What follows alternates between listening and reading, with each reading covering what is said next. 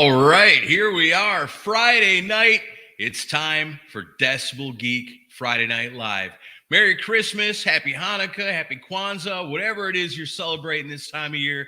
I hope the holidays are happy for everybody. Me, I'm real happy because tonight is Christmas Eve, and we're going to spend it hanging out and talking about KISS right here tonight on Friday Night Live.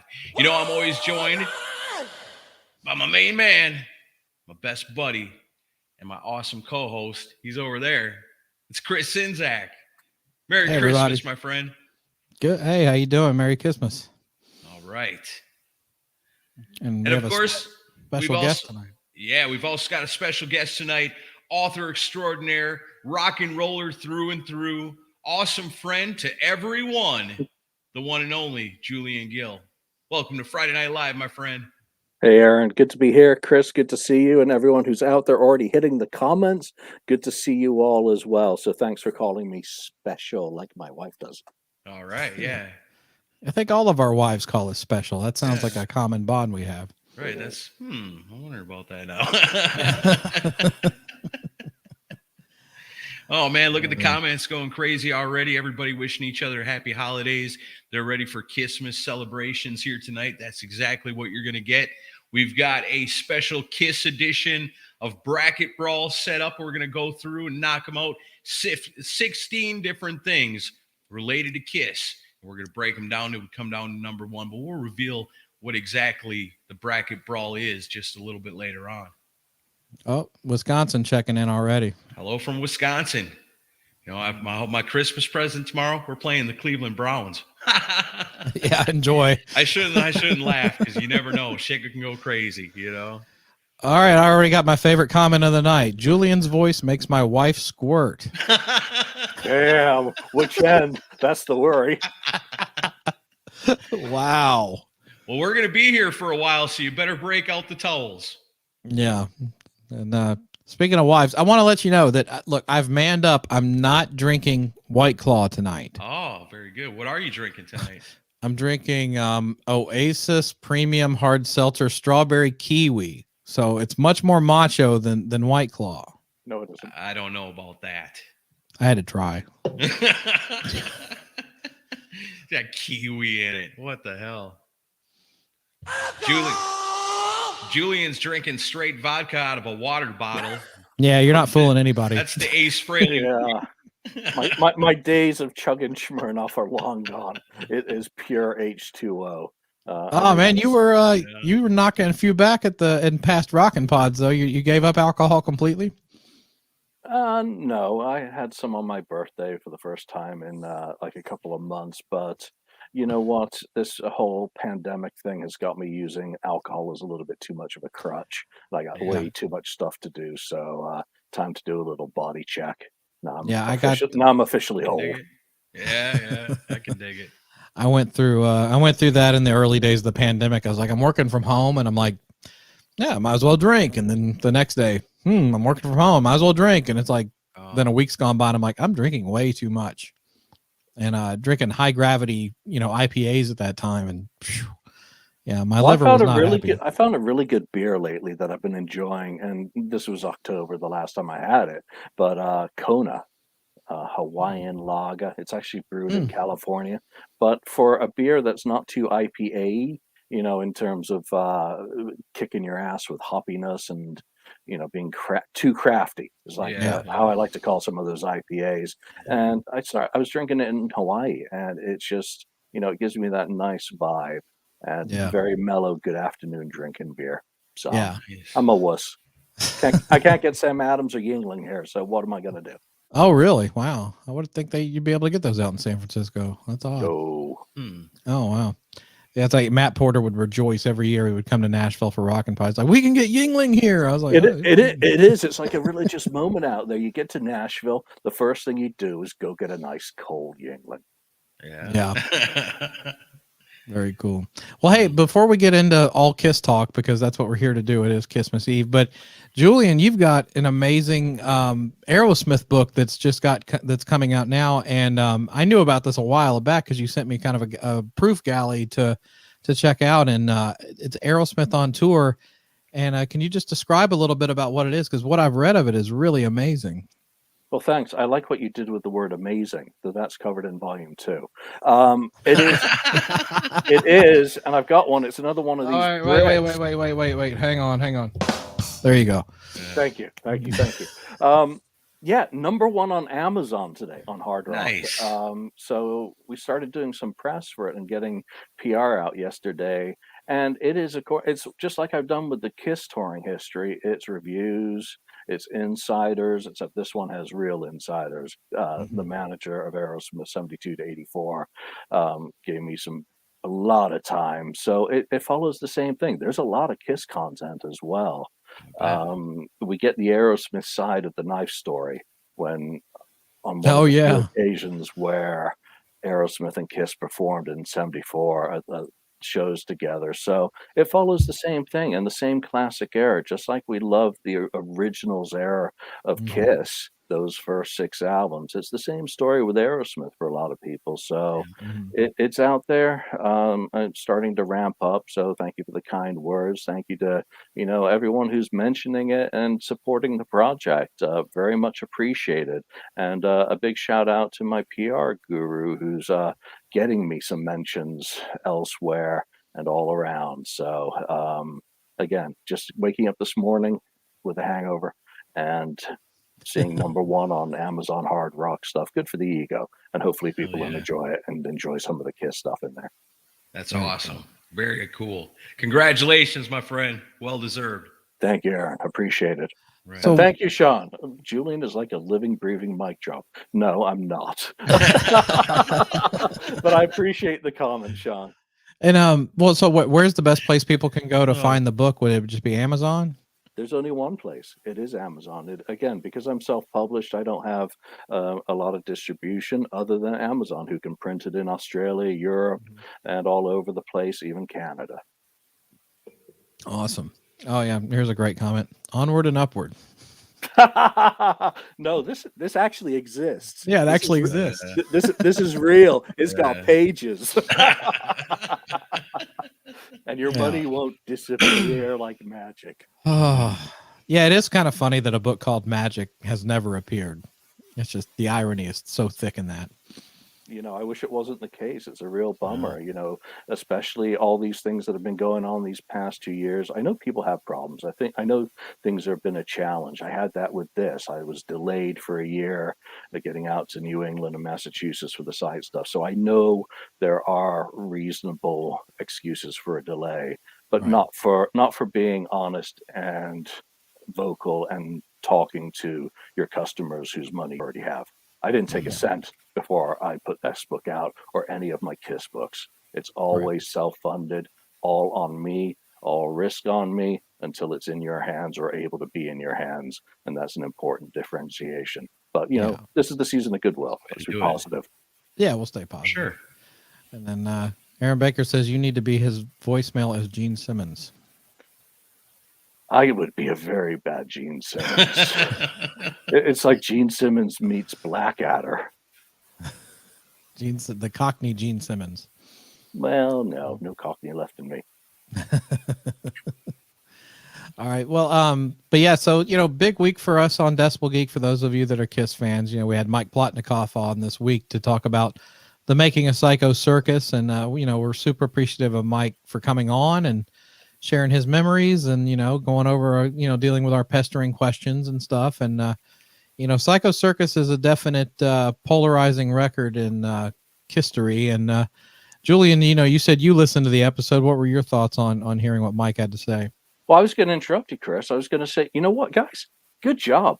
Good job getting an insider like Mike to open up and be that fly on the wall 23 years later and share those stories with us.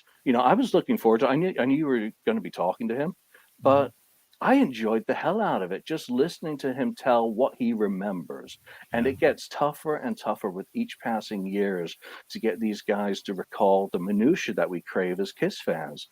Because you know what? They were living it. They weren't sitting there taking notes saying some fan's going to ask me about Psycho Circus or, what mics I was using or how the room was mic'd or how we were recording this album all these years later. They were working the jobs. Right. And Mike working with a guy like Bruce Fairbairn, Bruce isn't with us anymore for us to be able to pick his brain. So I thought you did a great job in letting him talk and letting him answer the stories. You didn't interrupt his flow. You kept it structured, and you let him go and tell the story, and you roped him back in when you felt it was appropriate without stepping on his track or train of thought. So great job, guys. Very entertaining. I don't listen to a lot of podcasts, but that one all the way through, and I just enjoyed the hell out of it. Well, thanks, man. That's awesome. Thank you, Julian. It's very cool. Yeah, that's the way it's done, because really when it comes down to it, everybody can listen to us on Friday Night Live. Everybody can listen to us on our other episodes that we do. But when we're talking to somebody like that, he ain't there to listen to us. We're there to, we're the same as the listeners in that case, where we want to hear this guy tell all these great stories, to the best of his recollection. And got some really good ones out of Mike, and like I was saying, I think one of my favorite parts in there is when he's talking about Ace Frehley as a vocalist, because everybody talks about what a great guitar player Ace Frehley is and what a cool guy he is and all that, but rarely do people really sing the praises of Ace Frehley as a vocalist. And it was cool to get that perspective to say, 90% of vocalists do it this way because it's easier, but Ace Frehley don't do it that way, but he nails it, doing the double vocals. Yeah. But also he made it clear that Ace isn't the complete screw up in the studio that you would have thought he was at this time. When you hear one side of the coin from Gene and Paul and Tommy, the established side, you would think that Ace was a complete cluster at this time. Instead, you hear a guy who was dedicated to what he was actually able to do and dialing it in perfectly. So, listening to if you haven't listened to it and you're watching us now, go and check it out. It is one of those top interviews of the year for me. And it made me go listen to Psycho Circus, which I don't usually do. So I've been listening to that in Asylum today in between someone asked me to listen to some Chicago, and some other stuff. So it made me go and listen to the album and also give it a little bit more respect. Yeah, me too.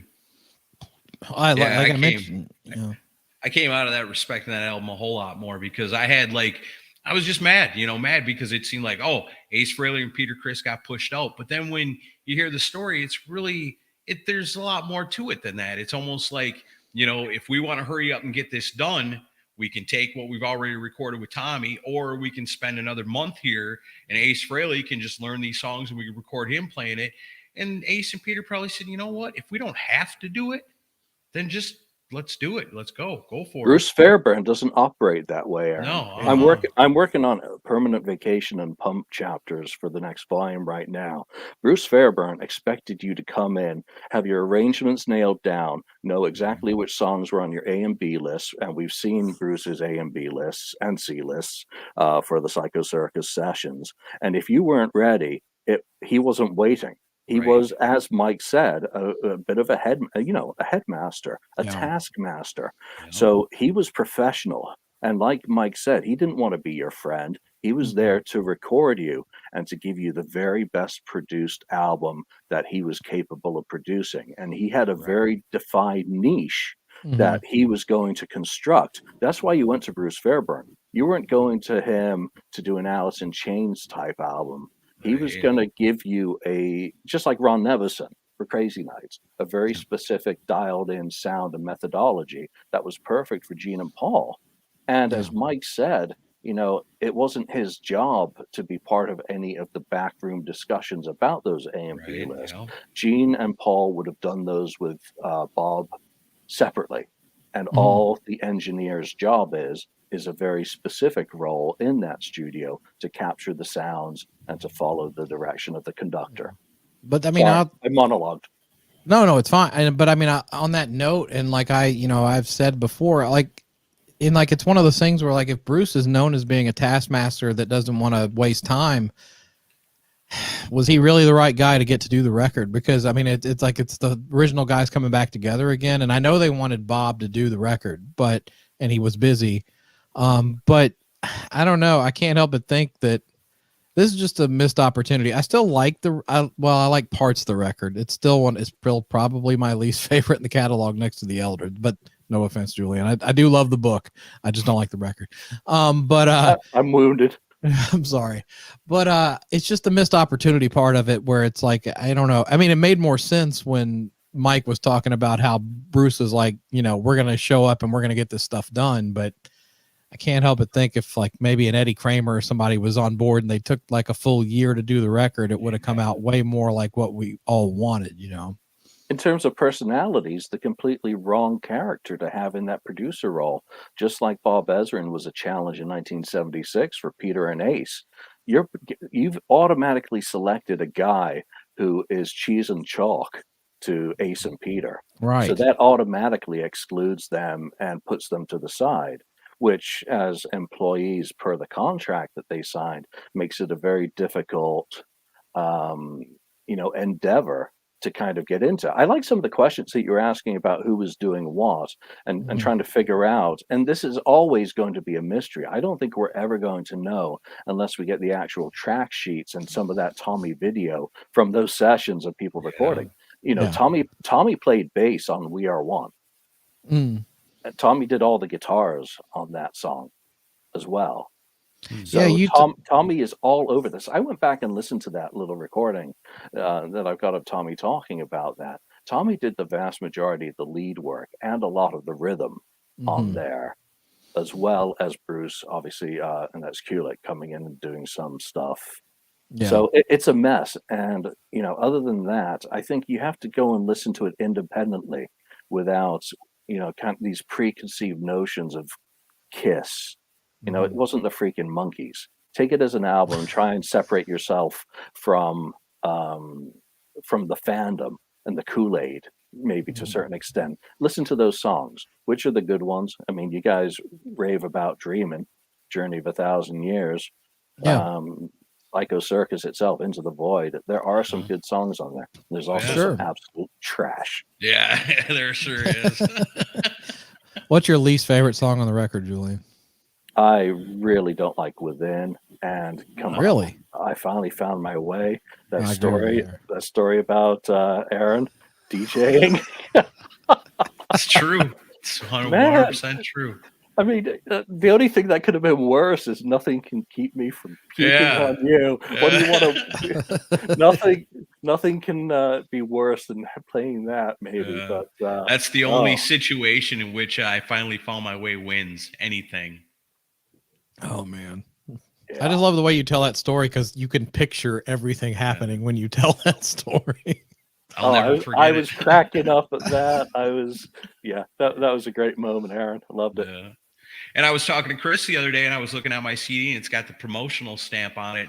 I actually got Psycho Circus a little bit before it came out because I was working on radio at that time, and my boss came down and was like, I know you love KISS. Here you go. Check it out. I was like, oh, yeah. Can I play any of it? And he's like, go easy. Go easy on it. But I didn't. I played the shit out of Into the Void mostly.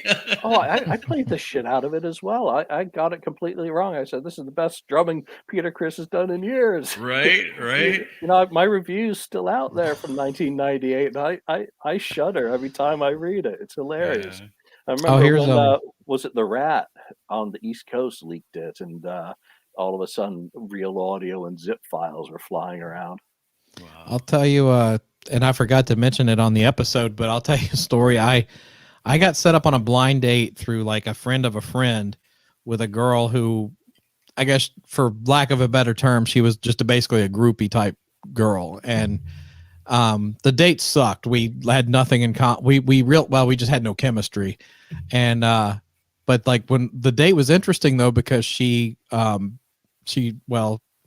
I'll just be honest, she hooked up with Paul Stanley around the time they were making the record. Like Paul had come into town to open a music store called Mars Music, and she hooked up with him, and she stayed at the hotel with him, and he gave her a cassette tape of the album, and this is before it came out, and she showed me the cassette, and I was like, well, can I hear it? And she wouldn't let me listen to it, but like it had the song titles and everything on it. And she's like, "You're gonna love it. It sounds just like the original band." So that doubly pissed me off when I got the record and I put it in. I'm like, "This doesn't sound like the fucking original band." That So yeah, bitch. it was like the date was like a bad on 2 counts. Yeah. Oh, and here's one thing we fucked up, Aaron. We didn't discuss Raise Your Glasses or In Your Face with Mike. Yeah, see, I don't know why why Raise Your Glasses didn't come up. And I We thought about forgot. In Your Face afterwards. And I was like, Yeah. oh man, I should have asked him more about In Your Face. Because that's a great song too. I really like that one. Yep. Do all 4 of them play on In Your Face?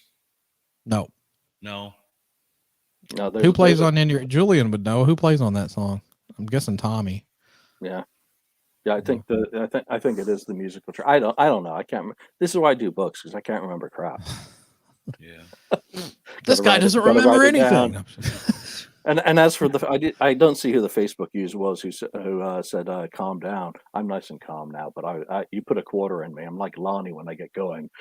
He gets excited about revenge and recording minutia. That's my gear. I have to respect Lonnie because he's a Cincinnati Bengals fan, and anybody who can stay a Cincinnati Bengals fan has my respect.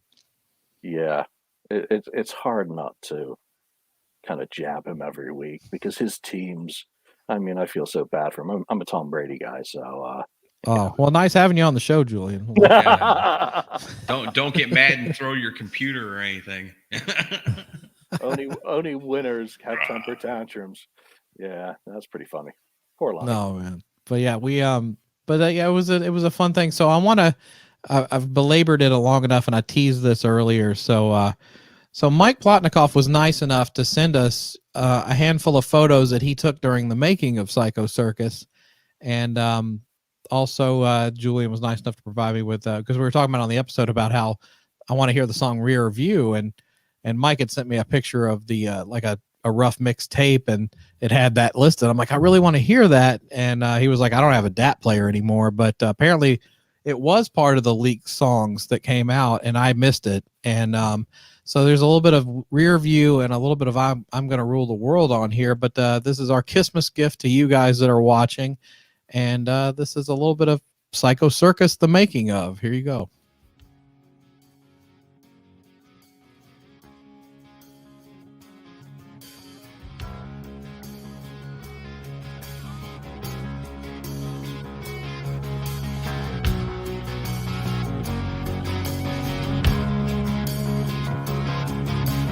There you sit, looking at you, looking through your rear view. You don't seem to know just what you're gonna do.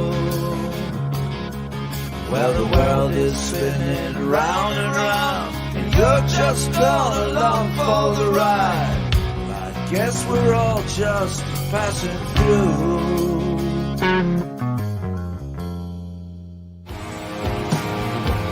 Well, I was just like you.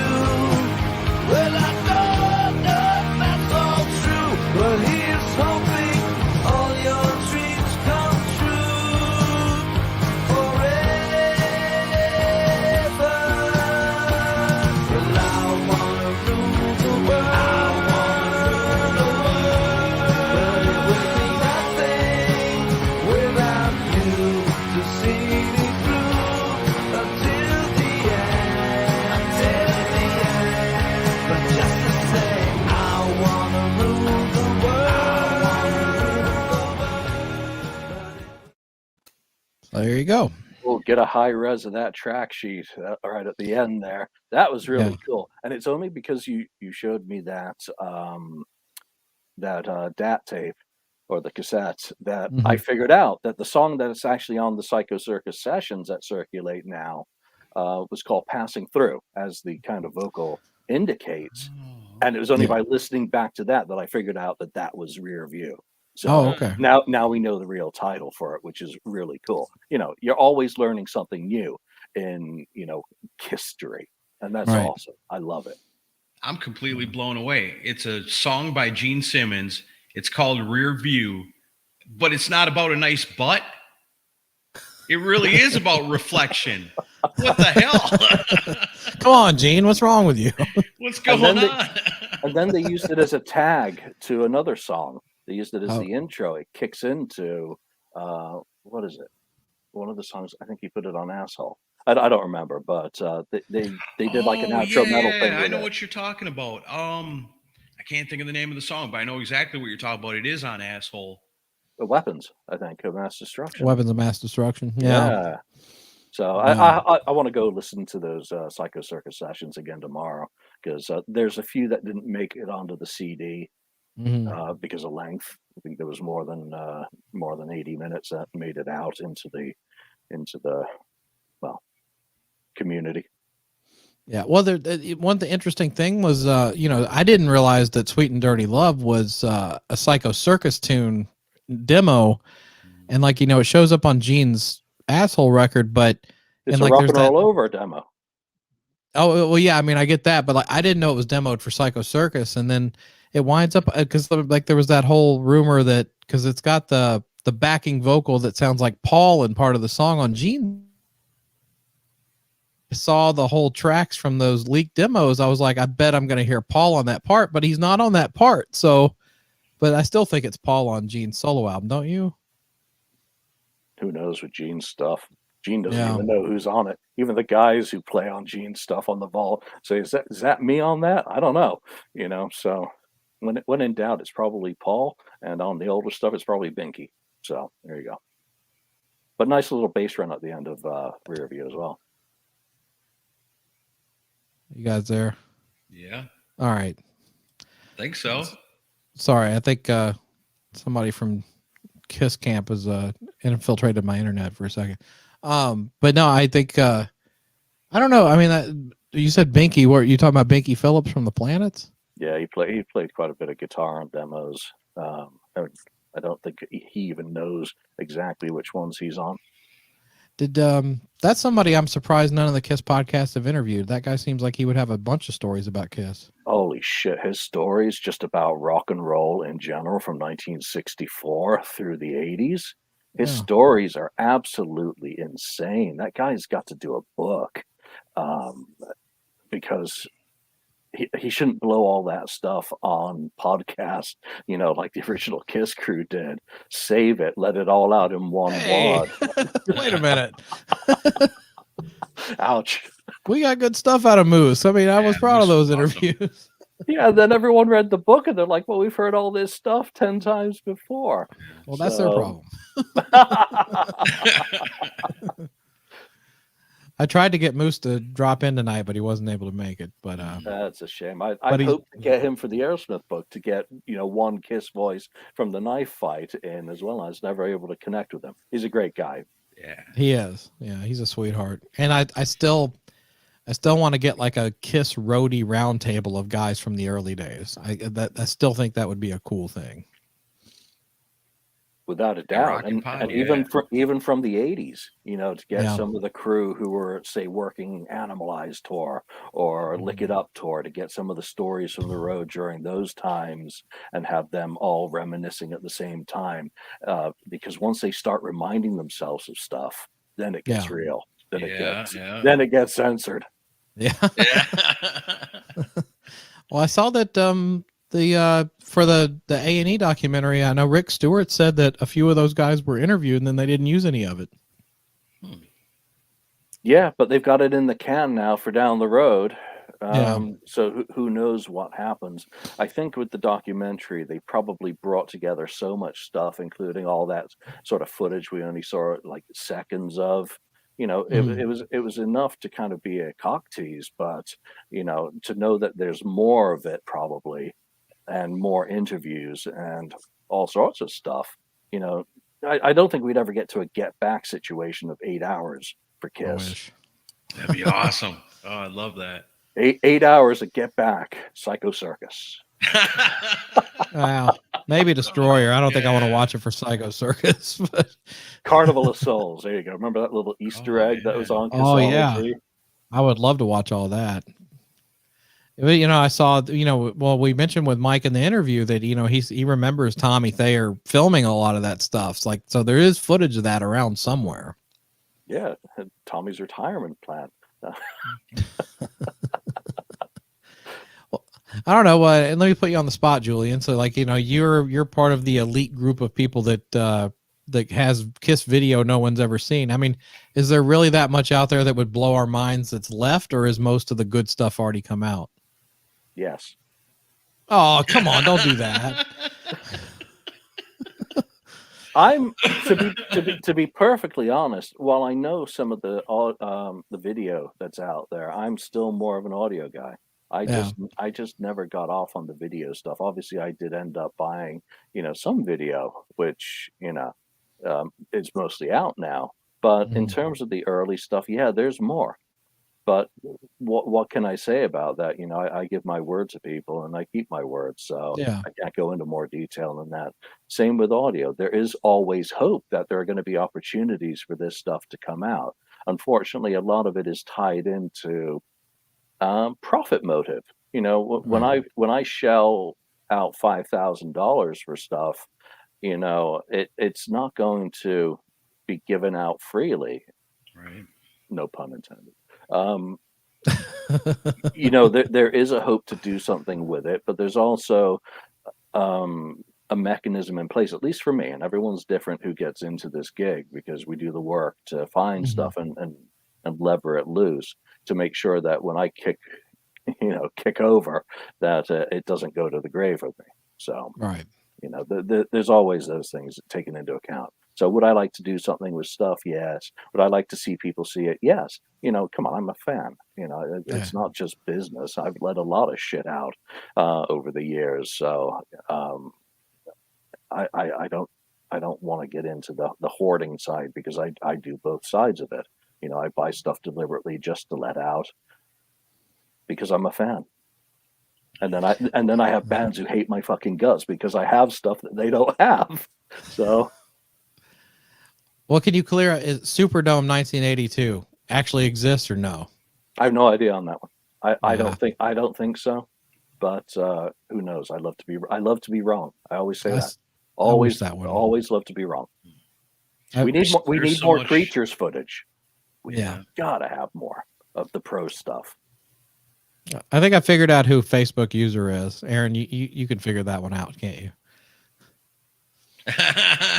Sammy Hagar. Nice. Hi, Ian. How are you? Oh, man. Cecil likes Carnival of Souls. Well, I do too. I did back in the day. When it was unreleased and it started, circulating, it was exciting. Yeah. Yeah, I liked it too. And we had a great interview with Toby Wright about the making of that one. He had a lot of great stories about the making of that record. Love Toby, great guy. Yeah. Just a great interview. That's my worst Rockin' Pod story, Chris. It was at the Rockin' Pod where I interviewed him. I sat down. I had a video camera. I had a Zoom recorder. I was all totally researched, ready to go. We were just doing this interview. And he was like, at the end of it, he's like, that may have been the best interview I've ever done on Crazy Nights. And I looked over at my recorder, and it wasn't recording.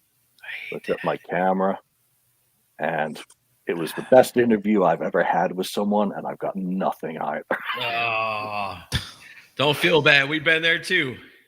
It happens. Jim Florentine. Yeah. Oh my God. And obviously with doing the Crazy Nights book, that was a killer. There you go. That's a great book, by the way. I really enjoy that because I'm a giant fan of that record. But yeah, you got some good stuff on that one too. Oh, I wish it could have been better. I wish I could have gotten Desmond, for that, and had the Toby interview in there. It would have been so much better. But for what it was, doing these things on KISS become more and more difficult. That's why, the Swedish fans are going to get that really cool one on KISS 79. But we're running out of albums that are worthy of a whole book treatment, or that there are enough cats left to do it. And you start off by doing a podcast series or interview series where everyone reads it and then just package it up at the end. So don't start with the commercial intent. Keep it for the fans first. And then the fans who want to take it into the toilet in a nice printed bound copy, then they're set. Very cool. I think a Creatures of the Night in-depth book would be cool with like all the guitar player tryouts and all that stuff. That would be fascinating. Yeah. So is mask hysteria going to be a real thing, or are you still trying to decide if you're going to do that or not? I gotta do the gathering for mask hysteria. Celebrating 1980 is, possibly insanity when you think about it. I've never been able to interview Vinny Poncia. I would love to. I've joked that I used to send him an email every year. Me too. Asking him, and I've asked through connections, and I've not been able to make that connection. But the album was so unpopular in the United States, but I think it's come back in vogue. I think most things in KISS are like fashion.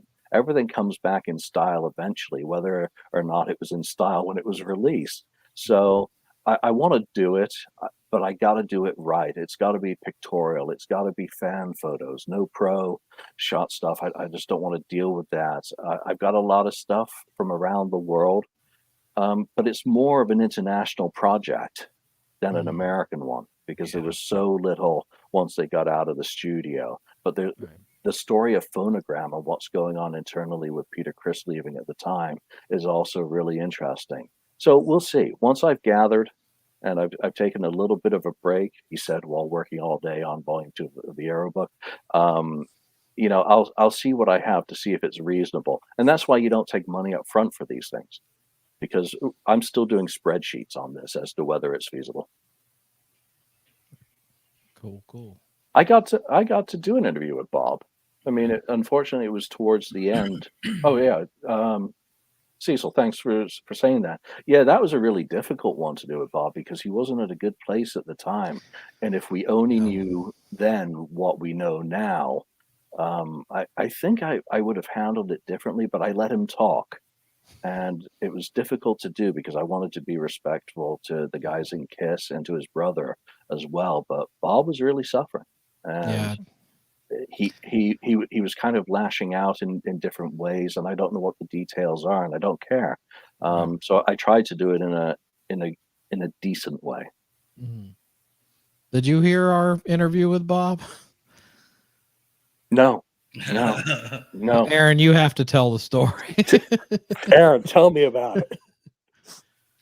Well, I mean, we're talking to Bob, and he's being a little salty with us, and he starts talking about baseball, and I just go, "Okay, Bob, well, do you want to talk about baseball?" And he goes, "Yeah, well, let me talk about baseball with you guys."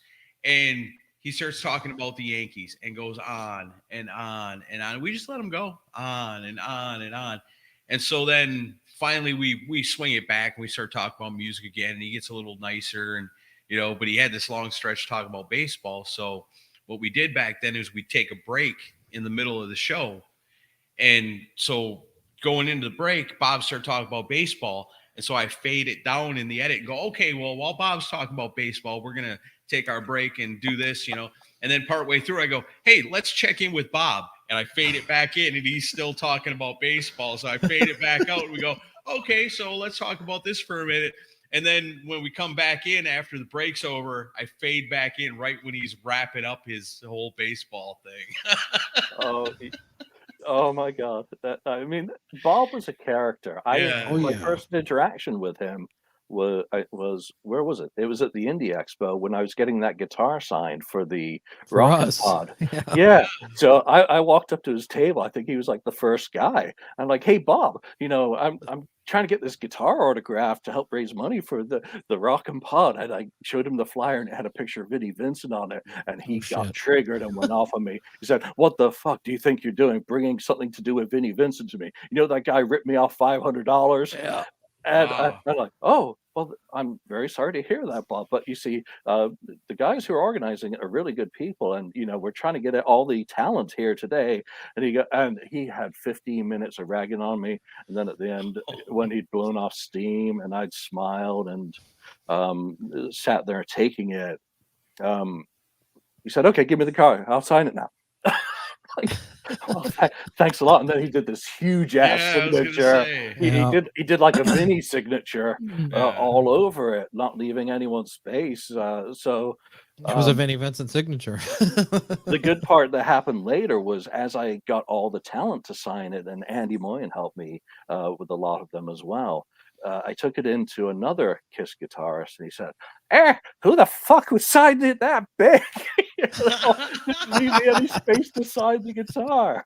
And yeah, it was great. Bob, even then, I mean, Salty, it comes to mind because he was also ragging on some people who were trying to get some stuff signed, and they only had a credit card. And I was like, Bob, you can get a Square reader where you could take Yeah. It's wrong easy. thing to say. He was like, well, why don't you go to the ATM and get some money and then come back when you're ready for my autograph? Oh, But I had a table next to him at another event at one of the Kiss Cruise things, and he was an absolute sweetheart. I said, hey, Bob, what do you need? You need some more space for your stuff? Here, I can shift my books and shit out of the way. And he was like really cool. I said, you need me to keep an eye on stuff. So you see different sides of these guys. They're human. Yeah. sure, of course. Yeah. When I had the falling out with Vinny, first person I got a call from, Bob Kulick. He's like, let me tell you about Vinny Vincent. I was like, oh shit. I am still so sorry for that, Chris. I mean, who would have known that something so asinine on a silly message board would blow up and be I don't blame you at all. I blame him. I have to own it. I am the one who created that stupid, title for the post rank. And, out of all that, I know it was a shit show for you, and it caused you aggravation. And thank you for being so cool to me towards it. But also thank you to him, Vinny, for being cool to me and letting me talk to him and apologize to him in person for it. When we were one-on-one on the phone, and I could never share the recording because I gave him my word, even though that was our intention initially in doing the call, that I would share it.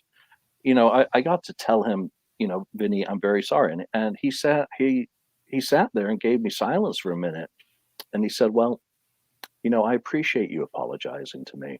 And then he went on and told me about how much his dogs did mean to him, and how much it had hurt him. And again, you don't know the impact of your actions sometimes. And, I've done some royal screw ups in my life, the other Bob, God help me, and Vinny and that. So, well, I mean, but I mean, that was just the tip of the iceberg, as we all know. I mean, there was a lot more going on with me and him as far as that falling out went. I mean, it's water under the bridge now, but it was excuse, the convenient excuse. Yeah, that's what he leaned on when he decided to screw with me about more money and all that. But that's old news. But no, I mean people have been like, oh, I'm so sorry, and it must hurt so bad. And I'm like, honestly, if you look at history, it fits right in with everything else. I got calls from Bob Kulick, Mark Slaughter, Bobby Rock, and all of them saying, welcome to the club. So it's nothing new.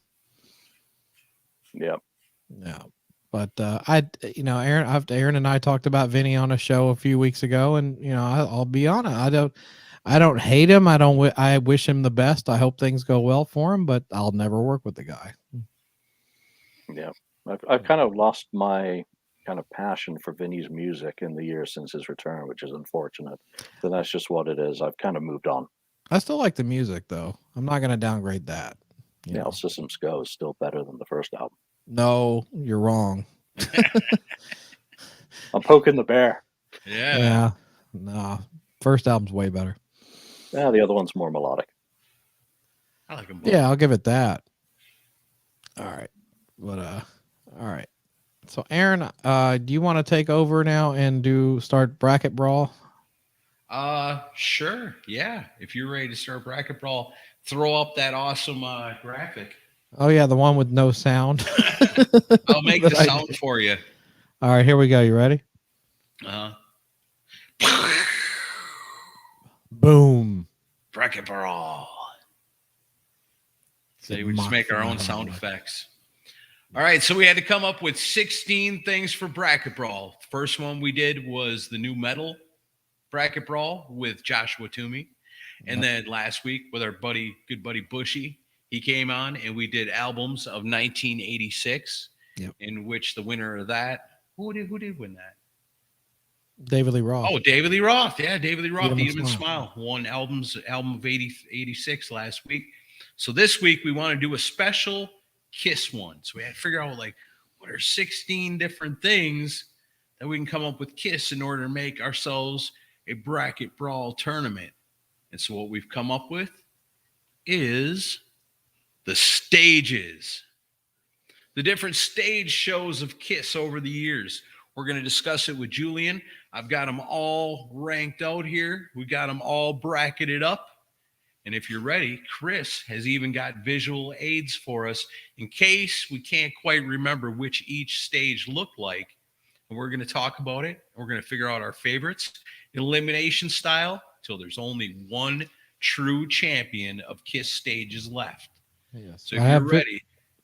I have visual aids, a disease on screen. All right. You only catch it if you stare at them too long. Right. All right, so the first matchup in Bracket Brawl for the greatest KISS stage show of all time. I'm going to start out with 1975 versus the year 2000. Year 2000. You're good. This is a big difference in staging. Yeah, no kidding. Wow. So 75, which is basically a lighted logo, Marshall amps, and a candelabra. Versus not a whole lot to it. I mean, all of this. Originally, I think my first knee-jerk reaction is always going to be like, oh, obviously 75 is going to be better than 2000. But then you look at that and go, well, if we're just talking about stage shows, holy shit, you got to give it to 2000. I'll give it to 2000. That's my vote, I guess. All right, Julian, what do you think? 75. 75, because in all its simplicity, and before Glickman Marx comes in and turns it into a show, it was back in touch, more in touch with the music rather than the shiny, blinky, distracting stuff. So you had the actors on stage. It was smaller, more compact. The audiences were smaller and more compact, and it was more real. I will echo what you said. I'll go with 75, where basically the pyro guy was a Bic lighter, which works for me. But yes, it looks like the viewers are saying 75. Yeah, pretty unanimously over there. But I mean, I thought we were talking about stage shows, But I guess I see your point, where it's not about the scenery, it's about the actors on stage. I guess that makes sense. And that is the show. When Ace was leaning back and Paul's shaking his ass and Gene's doing his wiggling without the aid of all the distractions, you were focusing on the actual showman. Yeah. Was that the drum riser that they had to have the forklift for? What, the hand crank? Oh, that pissed off Moose so bad when he heard about that. Yeah, he was like, Peter's full of shit. That's not how it worked. Well, that's how Peter felt it. He was the one riding the dragon. Yeah. All right. So 75, I guess, wins that one. All right. 75 advances easily. Yeah, look at that. I'm the only one that said 2000. Man, look at that stage setup though in 2000. That's amazing. It was a nice. Although it was almost like so many speakers just for the sake of so many speakers. It seemed a little thrown together to me. Okay. All right. Well, then our next matchup. This is an interesting one. We're going recent to way back. All right. 1982 versus 2019. We got the tank stage, which was pretty legendary. Yeah, I like that. And then we got the end of the road stage, which is incredibly over the top and big on technology. Yeah. Pretty it was pretty stage. cool, man. When we went and seen that live with the things, they look like big giant mirrors moving around, and it's pretty damn cool. But man, that tank is something else, man. I really like that. I got to go with the tank, man. 82. All right. Julian? I flew to Vancouver to see that stage for the first time, to be first, because we just hadn't known much about it, but I got to go with 82. That tank, when Eric Carr's doing his drum solo and the tank's moving left and right, shooting, and you've got the tracks that you can't see in that photo on either side of the stage that jut out ever so slightly. Yeah. Oh, man. There's just something I don't want to use the word, but what's a synonym for magical? Spectacular, just unbelievable, unreal. It was big and bombastic, exactly what Kiss is. I will go with 82. I was impressed with the end of the road stage because I mean they did a great job and it was definitely more of a reimagining compared to what they've been doing the last 15 years. I'll give them credit for that. They get an A for effort. Mm-hmm. But that 82 stage, you know, and they was so good they used it again for the Lick It Up tour. Well, probably because they were like nobody saw it on the last tour, so let's keep using it. But yeah, that tank stage is just iconic. I think it's one of the coolest rock stages ever made. So let's go to the viewers. So we got Looks 82. like mostly 82. I see one for 2019. 82. Yeah, 82. looks like mostly 82. Yeah, 2019 is good. It's the kitchen sink. It's everything you want to see for your final memory seeing the band because it's got elements of everything you ever saw. Yeah, and like that, I kind of agree with Cecil. Well, it's like it was almost Come like here. What's going on? It's my kid. It's Ace. It's Ace. Come to say, hey, dude. Merry Christmas to everyone. You're all grown up. Ace. That's crazy. All right. Love you, son. Be careful. Named for Ace Frehley. Check out what my awesome kid got me for Christmas. What's that? Oh, that's good, man. Heck yeah. Great album. All right. So almost unanimously with everybody in the chat and unanimously here on the show, 1982 moves on. All right. No arguments there.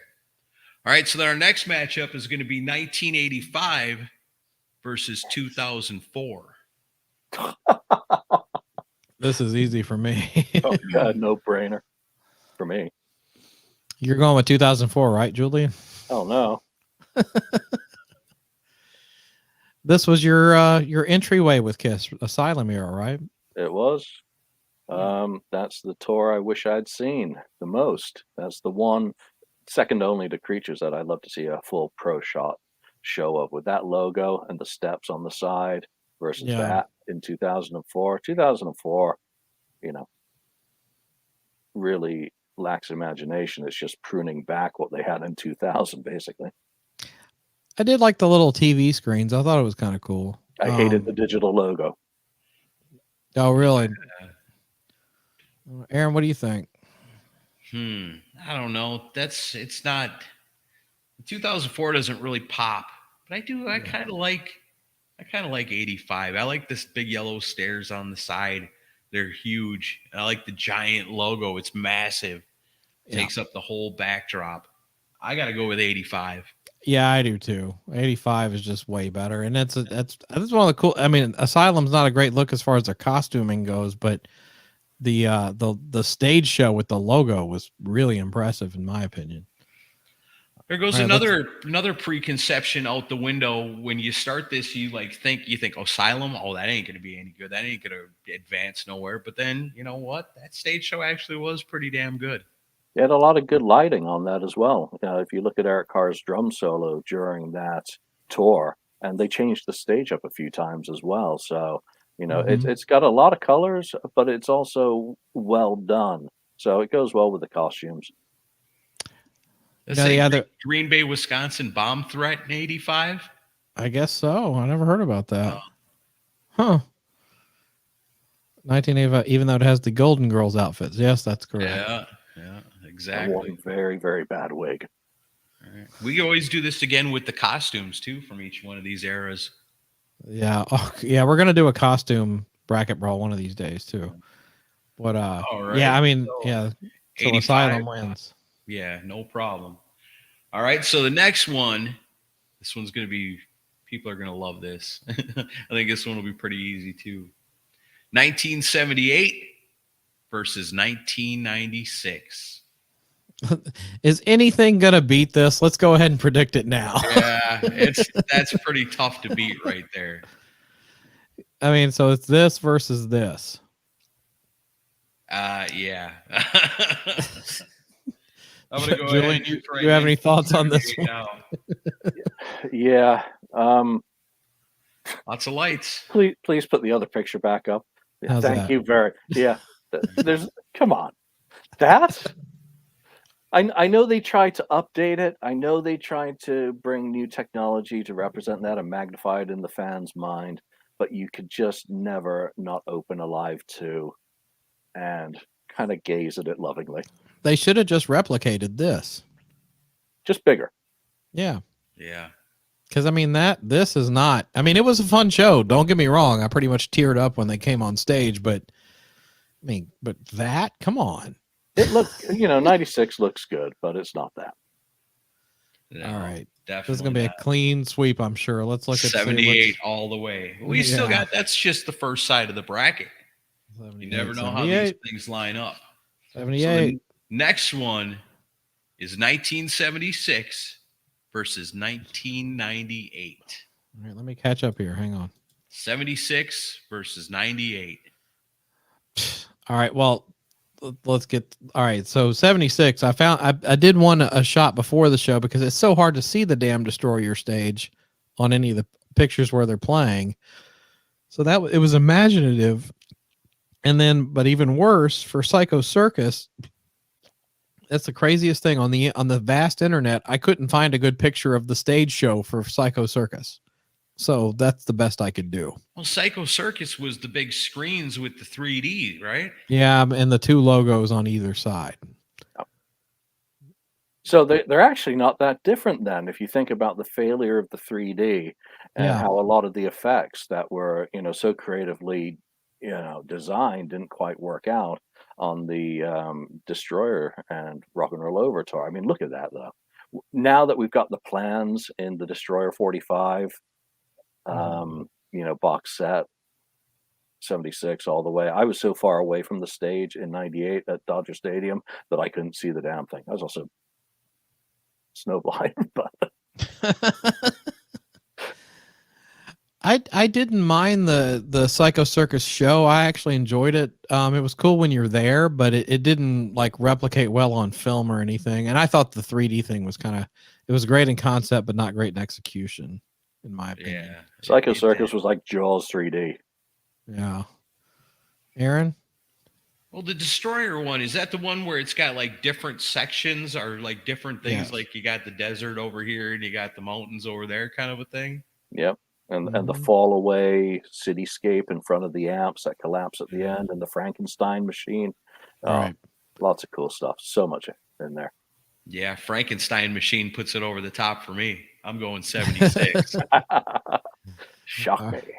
All right, let's go to the viewers. 76, 76, 76, 76. And no one's going to pick Psycho Circus over this. I don't think so. 76. I think Cecil says it pretty good. The 3D thing sucked. Well, it was okay. It was okay for the first like 2 or 3 songs, and then it was like after about 3 songs, it was like, stop telling me to put the fucking glasses on. Just play the song. Yeah, raise your glasses and don't even play the damn song. Yeah, no shit. But at least most of you didn't have to suffer through the circus part. That they only did at that first. Were you at Dodger Stadium? Yeah, that was my first ever KISS show. Well, you saw the Pumpkins at least. At least they were dressed up as the Beatles 64, and I didn't have to listen to them. Oh, you don't like the Smashing Pumpkins? That's harsh. No, sorry, Greg. All right, so everyone's going with 76. Everyone's going with 76, and that's what we're doing. 76 advances. All right. Up next, the matchup is 1984 versus 1992.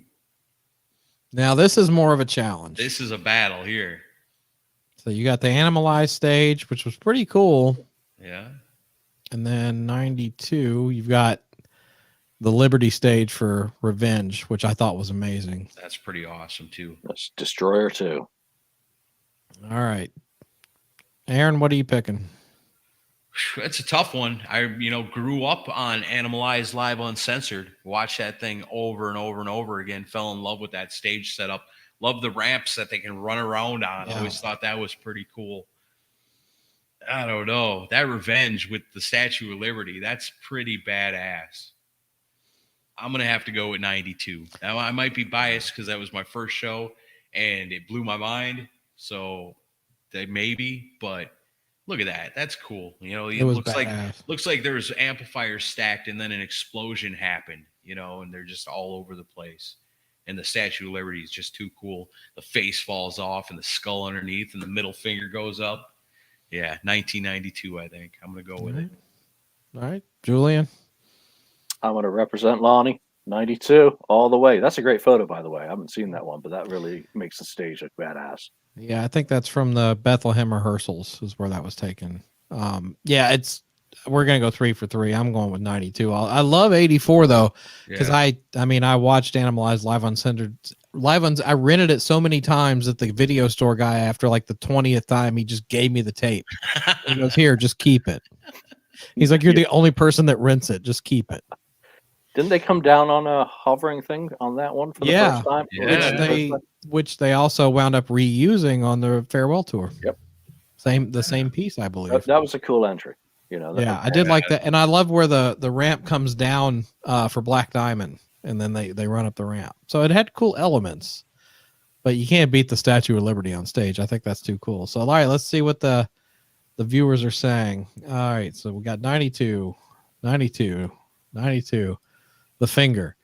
92, 92, 92, Wow. 92, 92, 92. was Nobody's going to pick. Wow. I thought this one was going to be the most split so far, but every one of these so far has been Well, there's pretty one. heavy one way or the other. Oh, there's another one. Yeah. Looks like it's close.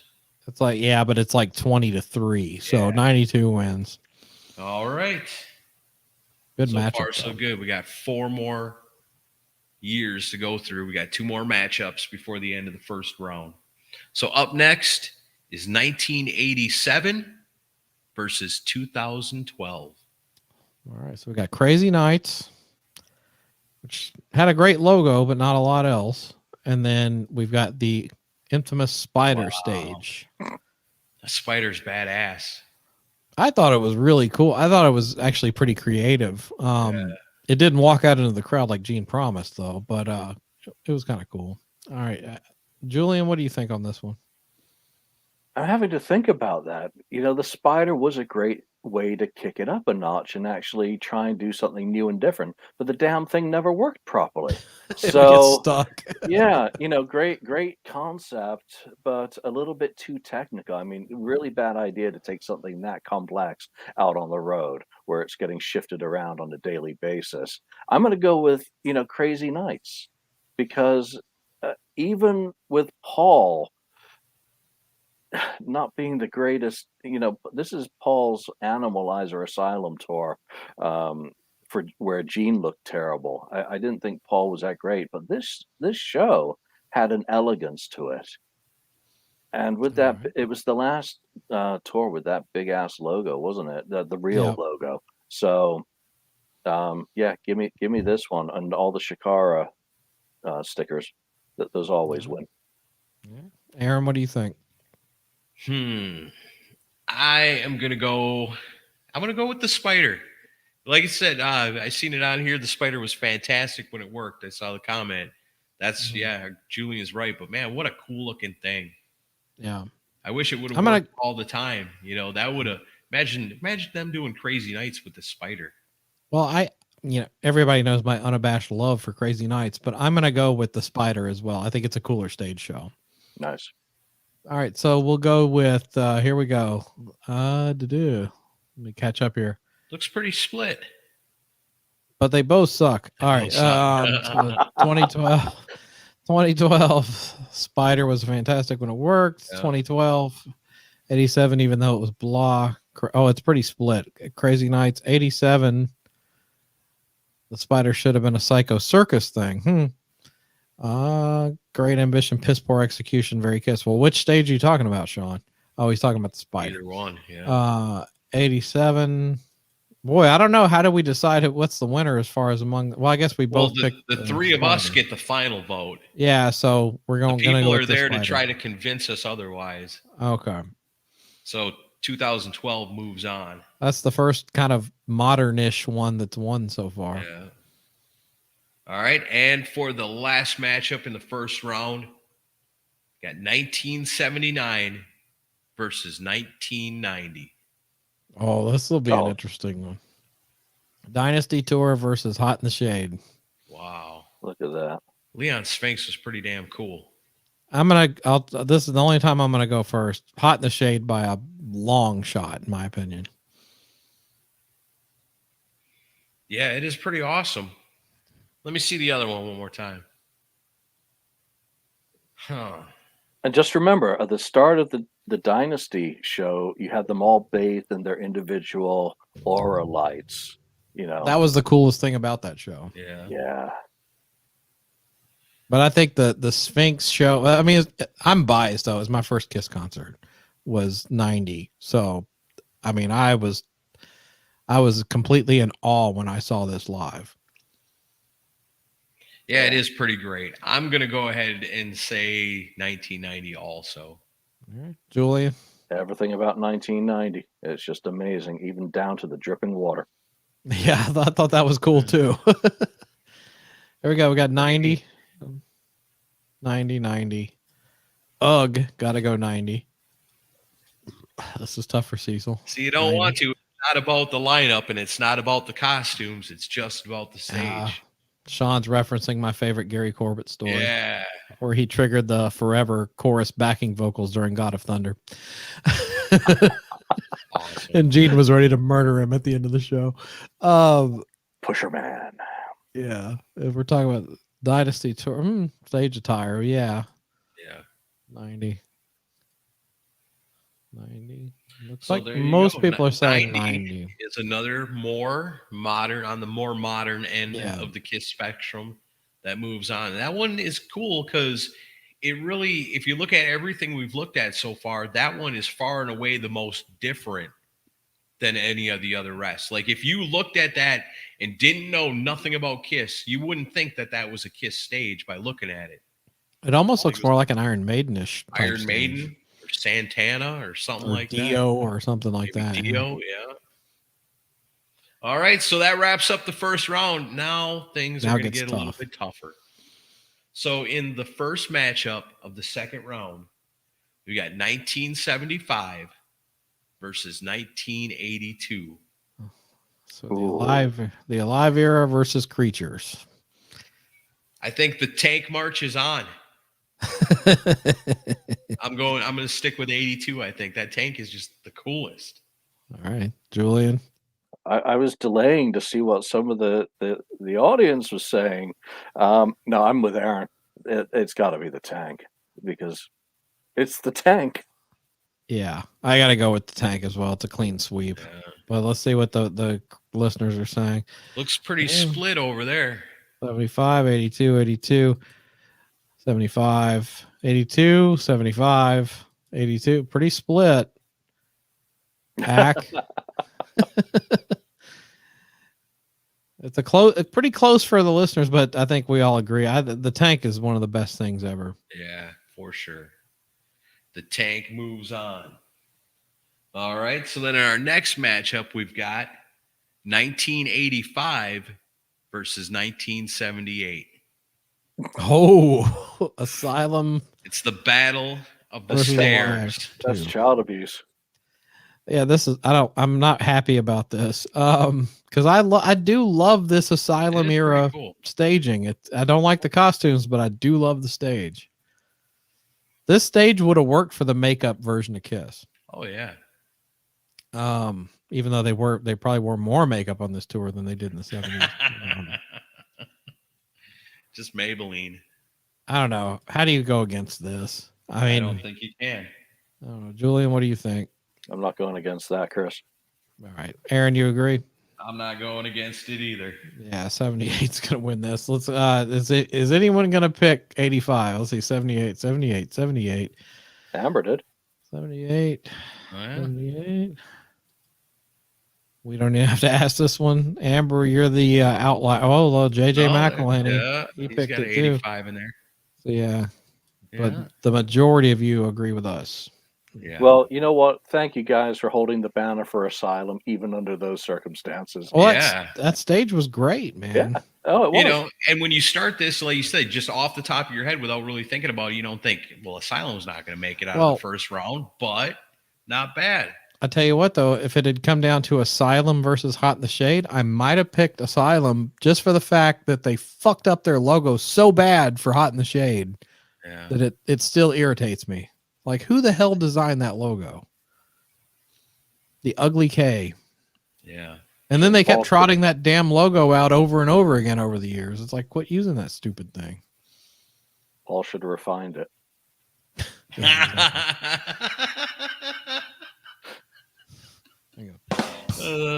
That's funny.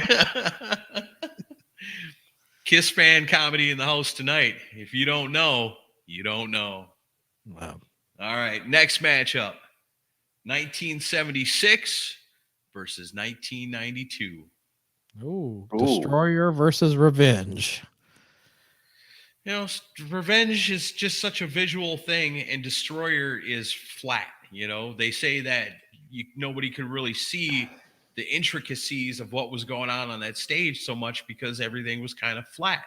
And when you're standing at eye level looking at the stage, you're not really getting everything you were intended to get out of that stage show, is the way it was always told to me.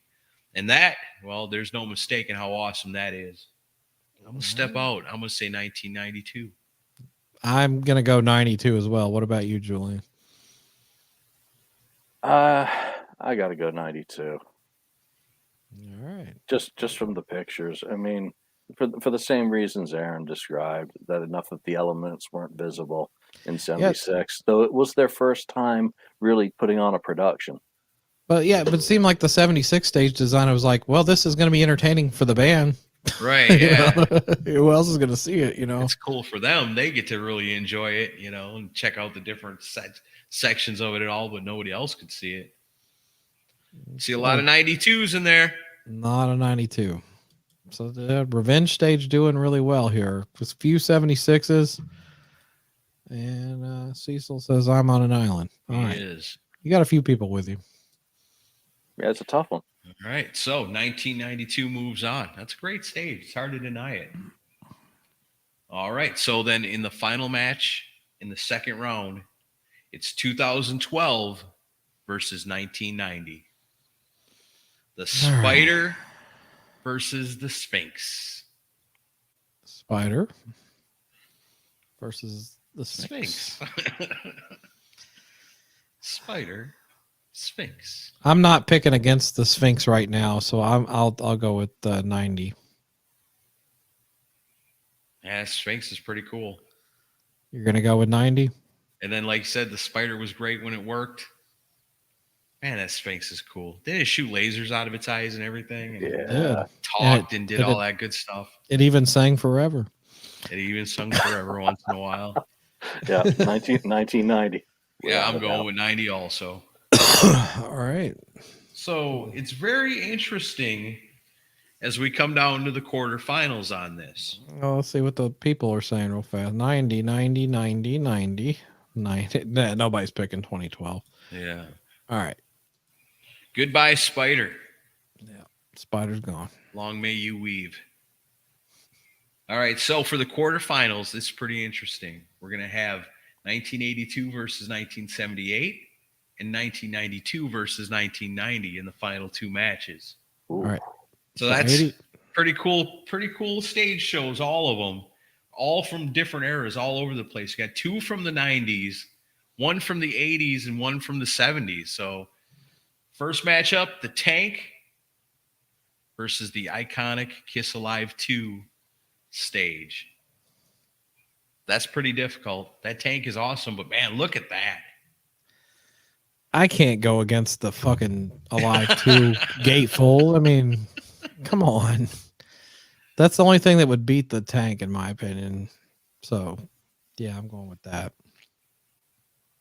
Yeah, it is. It is something else. I mean, look at it. Look at it was like Mike was talking about. They look like they're from another planet. They don't look like human beings at all when you're seeing them in this element. You know, this is, and like I said, how many times in my life have I listened to that album as from being a little bitty kid to now, and sat and opened up that gatefold and sat and stared at that thing while I listened to the music.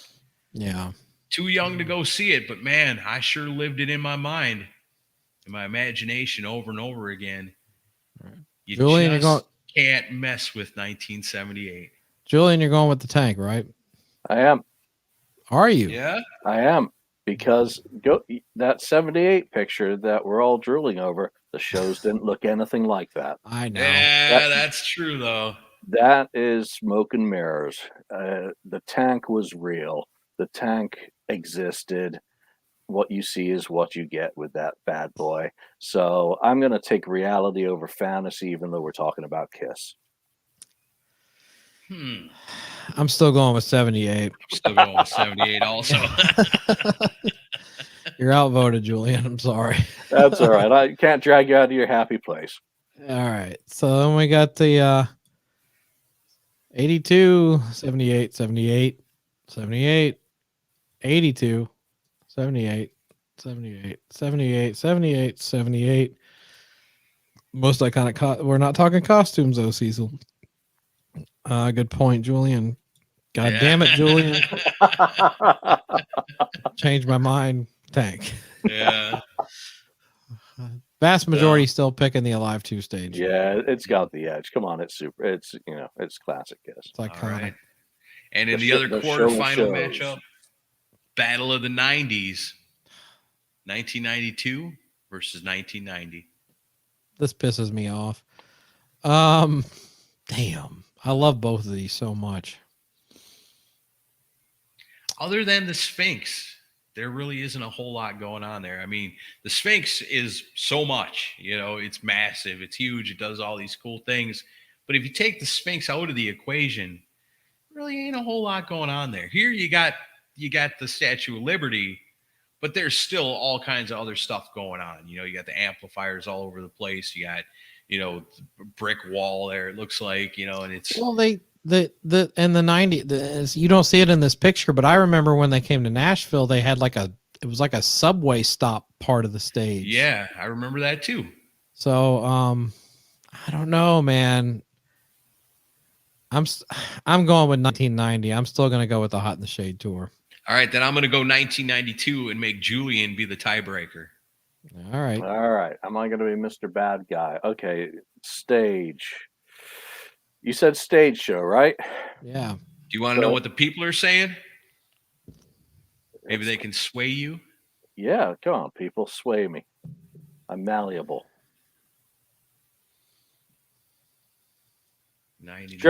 Kevin, strippers.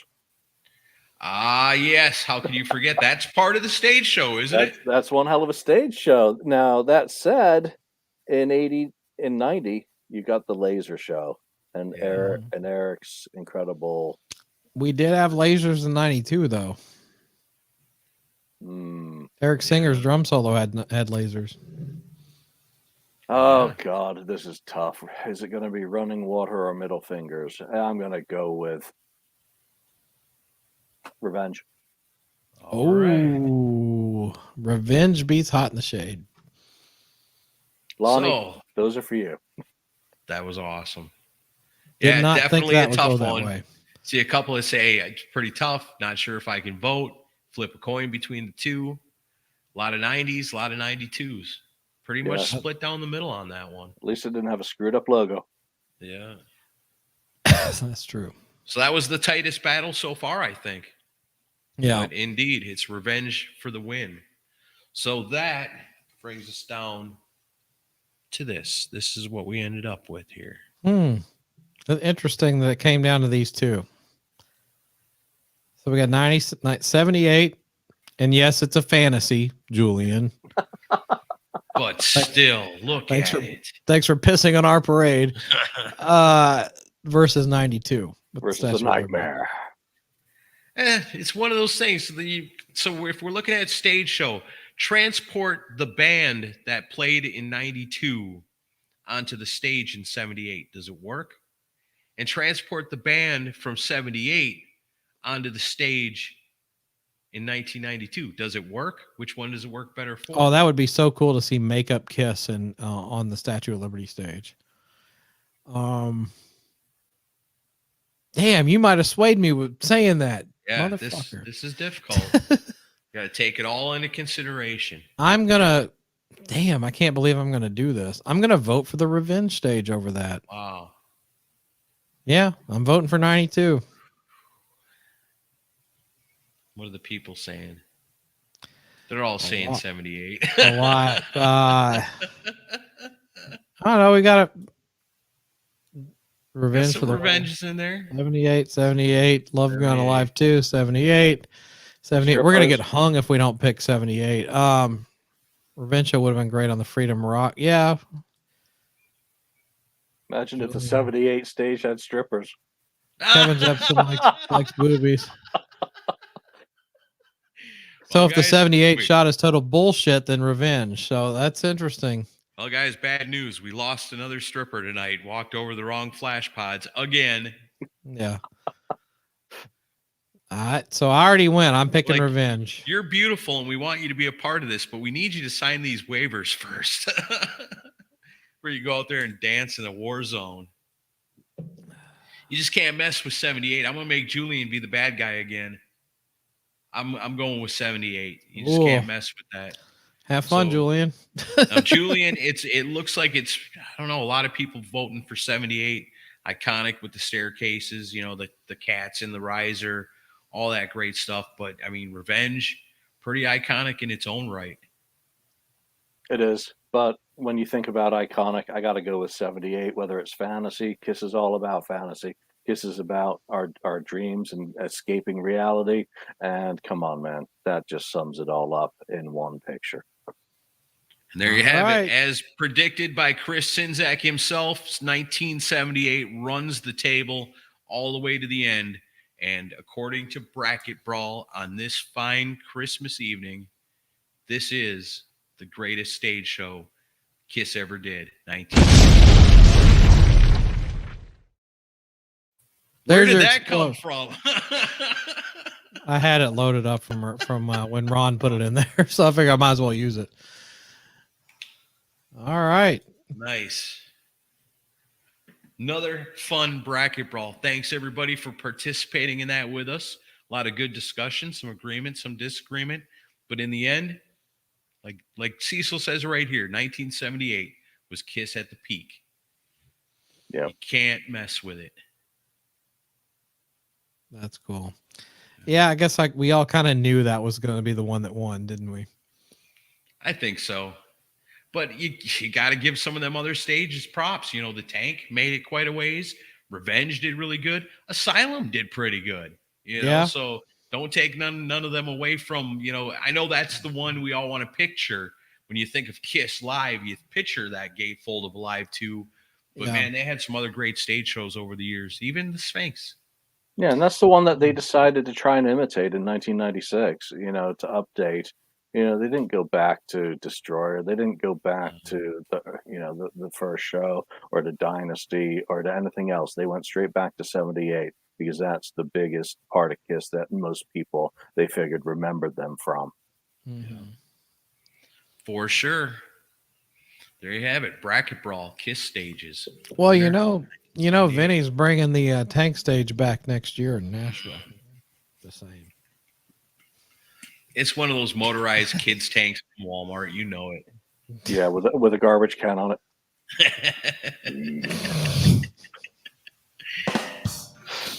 Oh man, too funny. Hey, wish him luck. Yeah. Yeah. Good luck. Good luck, buddy. As we say in England, bless his little heart. Or as we say in the South, bless your heart. You do bless your little heart in England. You guys have more in common with us than I thought. Or they say in Wisconsin, you fucking idiot. Too funny. Oh man. So I gotta give props before we get off here. We just got a few minutes left. KISS FAQ podcast. I know you started it kind of as an offshoot of the message board, and you're so well known for your writing of all these KISS books. But I gotta say, it's really turned into a great podcast. I listen to you guys all the time, and it's one of the ones where I actually will watch the YouTube version. There's other podcasts that do YouTube versions that I don't watch, but I love the discussion you guys have on there every week. So my hat's off to you. Thank you. I mean, just like tonight with you guys, it's when you get together with friends and you talk Kiss, and you try and come up with, some quirky topics. With the message board, we've got an endless supply of topics. You just look at what's going on and what our fellow fans are talking about on a weekly basis, and boom, that's your stuff. So we don't plan out that many episodes these days. Daniel's the one who'll come in with a good idea. So it's just good to get together with friends, to have a beer, have a chat. And, we appreciate everyone who listens to us, whether you listen for 5 minutes or the full show. Thanks for tuning in and, giving us your ears. And as I say in the intro, I hope we don't do any damage. We don't always get it right. We screw up. We're doing it live. Like I said, I don't remember stuff. You try and keep it real. But, just like if you were sitting down in a bar with your friends and talking Kiss, that's all we try and do. We've got no agenda. Yeah. That's cool. Yeah, the trivia stuff is always awesome on that. God, Daniel comes up with some of the hardest fucking trivia questions I've ever seen. Daniel's done an awesome job, and that's all him, and we want to get some of our friends from fellow podcasts, that obviously includes you guys, to start coming on our show and competing in the podcast versus podcast trivia quiz. And as we get more and more, we'll do brackets, Aaron. And as long as I get Chris on my team, I'm okay with that. you guys can be a team, and we'll have you guys face off with us. And maybe this is one way that we can bring some of these podcasts together as well, because just like Rock and Pod does on a grander scale, it's always good to meet new people who are doing similar things to what you are doing, and totally different things too, and to test your Kiss minutia. Very cool. I seen a street fight one night. Kiss trivia street fight. Two guys out in the street hitting each other with Kiss trivia. And this guy's hitting Chris with stuff, and Chris knows the answer. He hits him with something else. Chris knows the answer. Hits him with something else. Chris knows the answer. He goes, "Wow, you really know your stuff." This happened out in the street in front of a concert. When was this? Remember that? Was this at the A show? Who did we go see? We went to, it was over at the Basement East, and we were going over to that little old timey bar next door. You don't remember, Chris? What, did you have 2 White Claws that night? That's for you. All 10 of them. That's what happens when you mix your White Claws with your kiwi plum beer. It's raspberry lemon, motherfucker. Oh. Get it right. No, I do remember that. I don't remember what concert we were at, but yeah, I mean, if I have bragging rights on anything, it's Kiss trivia, which doesn't get me far in life, but it's fun. Right. I know that's when we used to beat the geek. That was always the toughest part. It's like I come up with a Kiss trivia question, but like, yes, but is it Sinzak worthy? Rarely was it. Too funny. Well, this has been fun. That was a fun bracket brawl. We're going to do one in the future with costumes, I believe. And I messaged Aaron earlier, one that I didn't even think about. Alive has 16 tracks, so we can do an Alive bracket brawl to do it that way too. And also want to give props to Podcast Rock City because they came up with Sweet 16, which we kind of ripped off, although we do have a whiteboard. We have a whiteboard. So that makes us different. That's what he said. He told me that, and I was like, "Do they got a whiteboard?" He's like, "No." I was like, "Fuck them, then." We love those. I was guys. just kidding, though. I was just kidding. All right. But we got a whiteboard. But yeah, Julian, Kiss FAQ podcast, and obviously the Aerosmith on tour book. Go to Amazon to check that out and buy it, and support Julian, and check out Kiss FAQ podcast. And anything you want to say before we get out of here? Who, me? Yeah. Hey, thank you all. Thank you for all being part of the KISS community. Happy holidays, Merry Christmas, Happy Hanukkah, Festus, whatever it is you do. I hope you're happy at this time of year and you got some time to spend with your family.